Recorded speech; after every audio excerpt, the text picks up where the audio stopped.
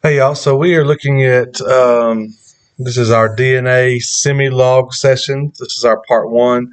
This video is part one. This video will focus on looking at this gel and the migration distances here. There'll be a three-part series.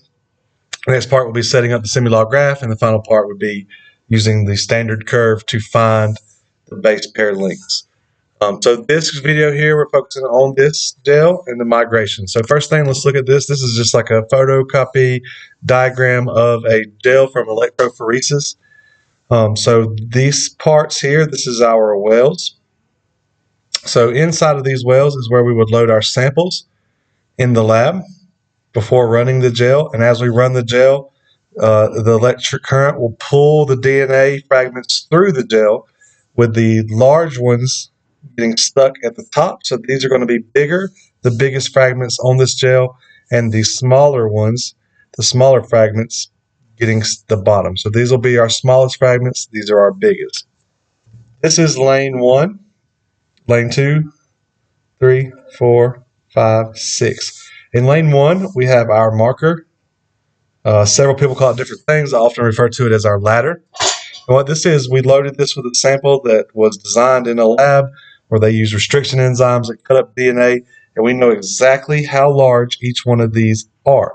And we can use that as a reference. So before we even ran the gel, we knew it was going to come out this way, and we knew that this one was going to be 54,000 base pairs in length, 31,000 for this one, 18,000, 9,600, and 5,600, 3,200. And when we have the K's, means 1,000. And when we say base pairs in length, so if we had like a strand like this, so this DNA fragment would be 3 base pairs in length. So we got really large, really small. These would be our fragments that we are studying, that we are loading with whatever it is, whatever our goal is to do. We use this ladder to determine the size of these bands. And one way, this not the best way or the most accurate way, is you can compare the bands to the ladder. So like this band here is roughly at that. So we know the size of this band is between 18 and 31. We don't know precisely what that number could be. 35, 36, 37,000 somewhere, or 25, 26,000 somewhere in there.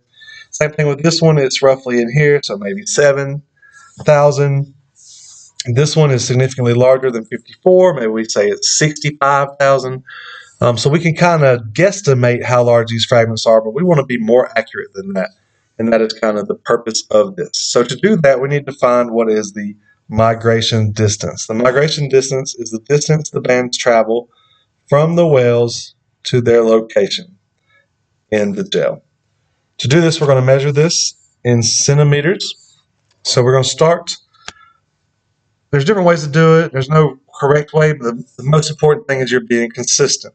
I like to start with my ruler at the bottom of the well, and I will do that every single time. I can't start with this one on the top, this one in the middle, this one on the bottom. It has to be the same starting place. And I want to measure how far did the fragment migrate from the well. To me, and I'm going to try to look where at the bottom of this fragment here.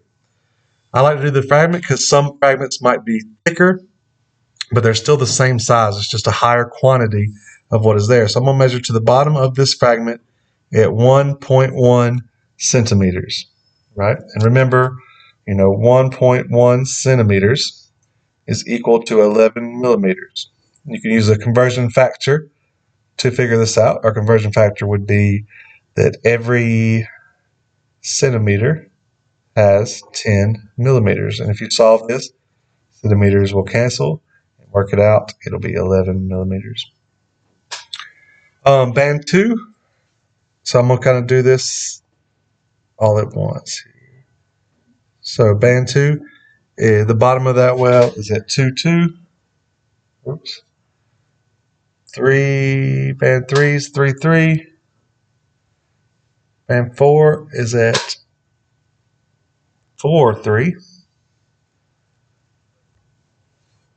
Band 5 is at 5.5.